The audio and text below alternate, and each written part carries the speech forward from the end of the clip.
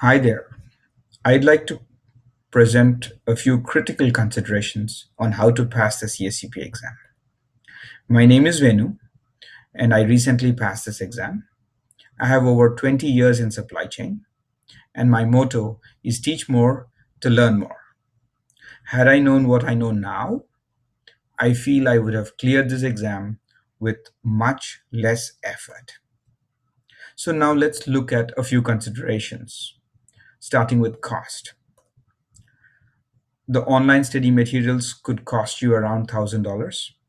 Exam fee is around $600. There might be other materials that you might be buying or taking some coaching. So the total cost could be around $2,000. And then you are also going to put in quite a lot of time studying this material and mastering it.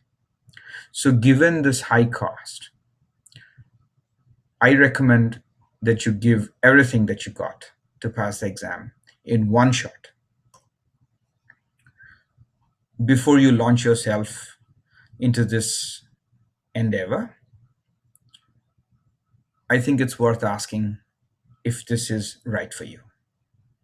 Ask yourself questions such as, what do you already know in supply chain?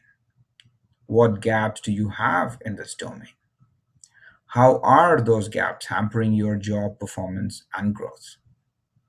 How will gaining big picture thinking help you do better on the job? Do you intend to stay in supply chain field? And any other questions that you might have on your mind. So how do you prepare for this exam? Well, buy and use the online CSCP exam preparation materials offered by Apex. Allow yourself 6 months study time. Best to browse Apex Dictionary too.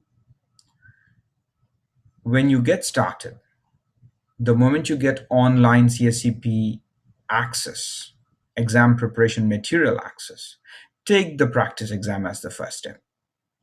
This is the very last thing that you would normally do while preparing, but I recommend doing it as the first step. And here's why. This exam is like the real exam, so you'll get a good sense of how the real exam would be. This exam will also tell you how to study for the exam.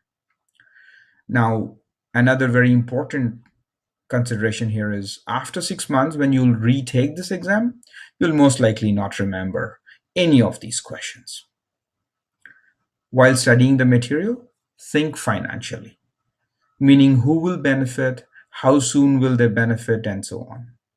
Remember that smaller near term gains are always better than larger gains further out in the future. In each scenario, learn to identify the stakeholder. Is the stakeholder the manufacturer or the retailer, and so on. Read with a focus to discern various cost benefit options. Do understand the cost benefit options from the stakeholder's perspective. Read with a focus to differentiate between similar terms, example, safety stock and anticipation inventory.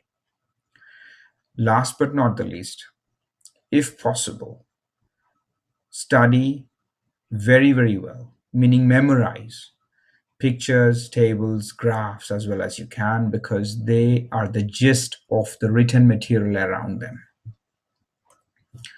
Now, a few thoughts on exam taking tips.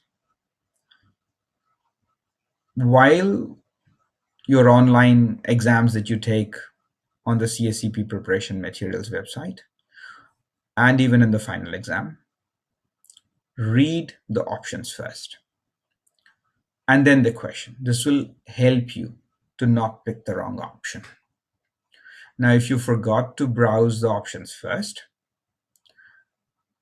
that's okay.